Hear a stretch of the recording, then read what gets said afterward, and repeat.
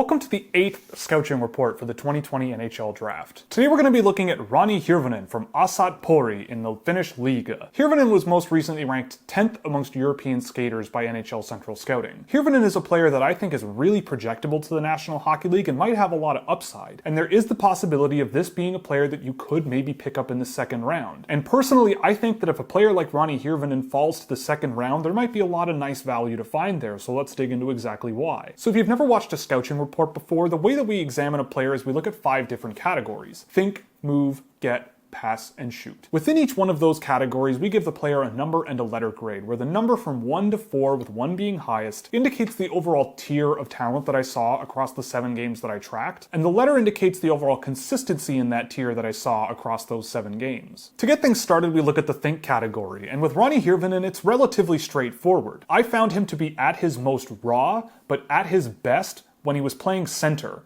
He seemed to alternate between center and wing during the course of this season with his team, and I found at center he was a very responsible two-way player with good offensive instincts and also good defensive instincts most of the time. Offensively, he gets to the net, he's no BS, he parks himself there, and he gets his chances. He can be patient with the puck offensively, but sometimes too patient and get rubbed out a little bit easily. He is still a bit of an undersized and slight-framed player, and if he wants to be a center at the next level, which I believe he could be, he's going to need to be both stronger on his feet and make quicker and smarter passing decisions in the offensive end. It's all possible, but I definitely think there's work to be done there. Defensively, he may be inconsistent, but most of the time he shows really good instincts. He covers the middle of the ice well, he's aggressive in the neutral zone chasing down play, he ties up opposing forwards as they skate to the front of the net, and he does what he can to cover that area in front of the net as well as he can considering his size. However, at times he can abandon his defensive coverages and open up too much ice on the defensive end and jump the gun for a breakout a little bit too much. He's not necessarily a poor thinker, but there are inconsistencies even if the rest of it is pretty well rounded. So in the think category, I'm giving Hirvonen a 1D. I think that just for being a competent and capable two-way center, there could be a good player here. He knows how to get to the front of the net, he can navigate around the offensive zone to get to that point very well, and he also can tie up the sticks of players who are bigger or more physical than he is as they push themselves to the front of the net. I think there's a lot of nice competencies here, and if he can iron out his inconsistency, there could be a really good two-way player here one day. He can panic with the puck in his own end a little bit and dump pucks out of his own zone or into the offensive zone a little bit too much for my liking, but there is a good projectable framework here for at least a competent, no BS player at all areas of the ice. Next up, we have the move category, and I'll start with this. Since I've made the Robbie Järventie video, Robbie Järventie has now been dethroned as the fastest blue line to blue line player in my tracking, as Roni Hirvonen beat him by 100th of a second. But while his straight line speed might be excellent, his hands aren't really on the same level. There isn't a whole lot of agility going on here. It just seems that when he needs to turn the jets on, he can really turn the jets on. It's just there's more to the game than just speed, and the other parts of the move category might be a little bit lacking with him long term. When it came to navigating pressure and moving pucks up the ice with control on his own stick, he did have some trouble doing it on his own. Over time, I think he can build his skills up to match up to his foot speed, and his agility can match up to his foot speed as well, but I feel like there's going to be a lot of work and there might be a bit more of a slow burn in this category for him long term. So in the move category, I'm giving Hirvonen a 2B. There's more to the game than just being the fastest guy on the ice, and while he can be a very quick skater from time to time, working out the agility and his puck control ability will take him a long way, especially if he's going to be a center in the National Hockey League. But at worst case, his raw speed and his natural tendency to both cover in front of his own net and push to the opponent's net are really nice things to work with moving forward. If he turns out to be just a scoring winger in the National Hockey League one day, I think he brings the right instincts with the right amount of speed and the right motor to be a no BS offensive player as well. Next up, we have the get category. And in the get category, Hirvonen is perfectly willing to throw his weight around as much as he can. He seems to play with a really long stick and can clog up passing lanes, especially in the neutral zone, pretty well. Overall, there's an air of competency at both ends of the ice with Hirvonen that I just kind of really like. He's often willing to at least try to play bigger than he is and grind play down along the boards, and he certainly is a bit undersized, so maybe that's something that long term isn't really going to reach a very high level. But at least he shows the willingness and the natural instinct to do that night in and night out. And that's something that you're definitely going to need to do in the National Hockey League, whether you're 5'9" or 6'9". However, when it came to defensive transitions coming his way, he can be a little bit ineffective. His lack of size and maybe a lack of explosivity from a standing start can really leave him a little bit flat-footed or physically outmatched in the neutral zone, and opposing teams kind of had their way with him a little bit more than I would like. And another thing that I saw time and time again with him is that he would use that long stick a little bit too much. He would end up way more overextended, trying to use his upper body to cut off passes in the neutral zone, much more than just taking a few strides and trying to cut off passes that way. But Hirvonen does appear to anticipate play well, and whenever there are loose pucks or chip pucks into the neutral zone, he does what he can to retrieve them and gain control and maintain control of the puck through the neutral zone. So in the get category, I'm giving Hirvonen a 2D. Overall, I don't really see an extremely high level player away from the puck, and it was inconsistent. But at his best, I did see an interesting profile for a player that could at least be competent at both ends away from the puck. He's willing to put in the work along the boards to at least try to grind play down. He uses his stick to at least try to cut down passing lanes, and oftentimes he was pretty successful at doing it. However, he can be overextended, caught flat-footed, and really left behind by opposing offenses. So it's really going to come down to rounding out his mobility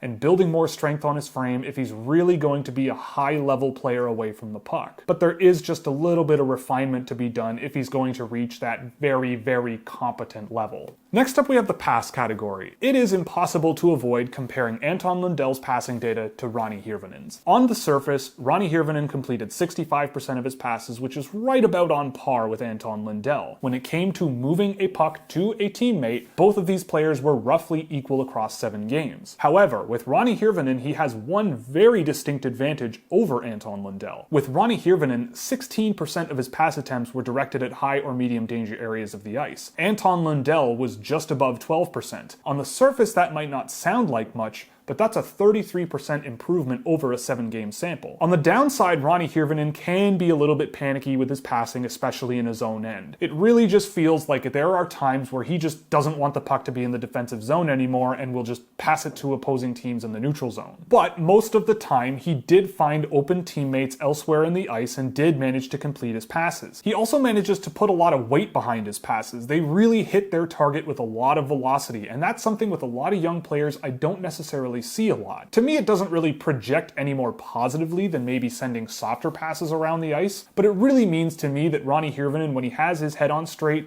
means business. He puts a lot behind his passes and they really hit their targets, which I find really effective for moving pucks up the ice. And it just goes back to this era of competency. He's really singularly focused on either getting to the front of the net if he doesn't have the puck, or if he does have the puck, getting the puck to the front of the net. He knows that that is where goals are scored from, and he does what he can to either position himself to score a goal himself or to move a puck to a person who's in front of the net who can score from there. And on that measure of dangerous pass attempts per 60 minutes at 5-on-5, he bested Anton Lundell in that measure as well by 16%. So in the pass category, I'm giving Hirvonen a 1D. Overall, I found Hirvonen to be a very assertive playmaker. He puts a lot behind his passes once he finds his target, and he hit his target a lot of the time.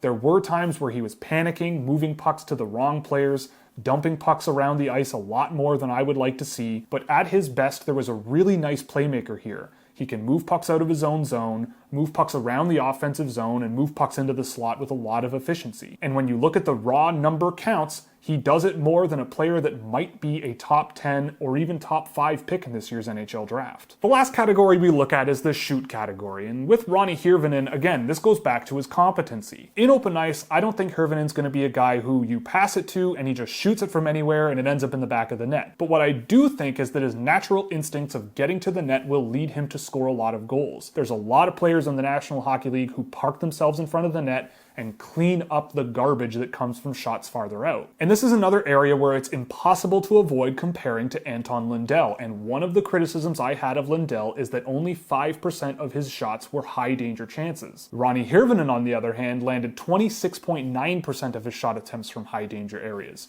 So he's getting to the net and he is getting his chances more so than a player that could be a top 10 pick in this year's draft. So while he might need more skill development and more strength to push into more dangerous areas when he has the puck, his best asset is when he's away from the puck. He can get to the net, he fights to get there. He doesn't really need to shoot it from that area as much, as I've seen him tipping pucks from in there, whacking at pucks as they're stuck in a goalie's pads, and just doing those greasy things that you see a lot in the National Hockey League that can lead to goals as well. So he really brings that pro mindset that a lot of coaches really like, especially in players when they're playing away from the puck. And if he gets stronger on his undersized frame, he can be a really hard player to move in front of the net, and I think that that's something that's very projectable into the next level. So in the shoot category, I'm giving Hirvonen a 2A. Again, this is that no BS approach. He gets to the net, he can tip pucks in, he can whack at rebounds, he can fight for pucks in front of the net, and he plays with a lot of determination in this area. I think that's something that's very projectable if it isn't at a very high level. This was something that was consistent on a night in and night out basis, and there's a reason why 26% of his shot attempts came from high danger areas here. So to wrap things up, we look at the best part of a player's game, the good part of a player's game, and the not so good part of a player's game. With Roni Hirvonen, the thing that I absolutely love is his overall offensive set of instincts. He's more than capable of getting to the net when he doesn't have the puck. With the puck, he's more than willing to use teammates effectively, but also try to get pucks to dangerous areas. He did both of these things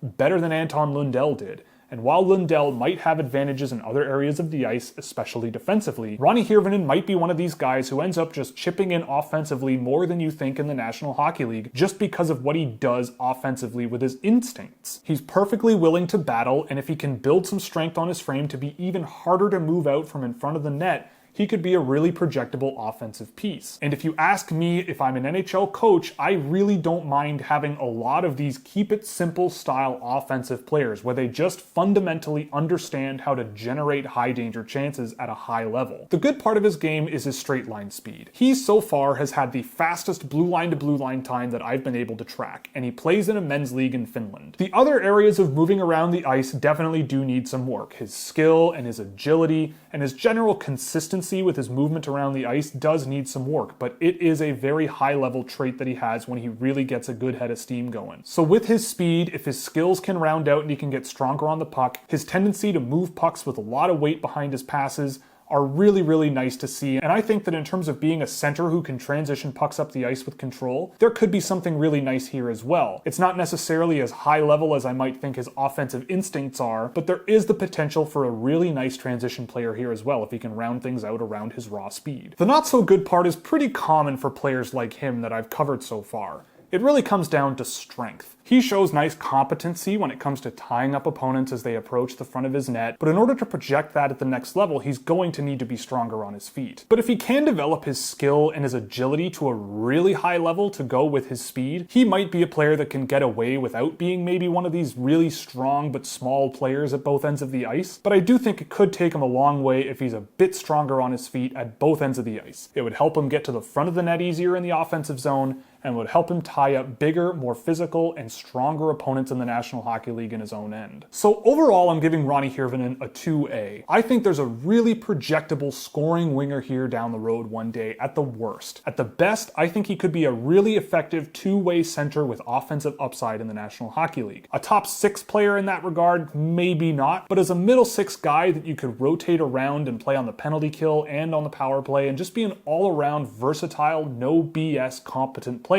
I think Roni Hirvonen could be a really good one. So while there's a lot to like, there are some things that I think can be brought into question. There are general inconsistencies with some areas of his play. He can be a bit defensively irresponsible, especially playing as a center where your defensive responsibility is much higher than if you're a winger. But if what you're hoping for is a really basic and simple, no-nonsense offensive player, Roni Hirvonen is a really good option. Away from the puck, he gets to the front of the net, and with the puck, he tries to get the puck to the front of the net. And those are two natural instincts that he showed very consistently. And that is the thing I think you really want to capture and move forward with him long term. There is potential for an excellent player in transition looking at his speed and some flashes of skill, but if the agility and that skill can develop to match his speed, he could be a really effective transition player. If all you're hoping for is a pro NHL winger who gets to the net and just does those little things in front of the net that can generate goals when you least expect them, I think that's perfectly doable. Beyond that, I think there is work to be done, but you really don't need to rush a player like this, especially if you draft him in the second round.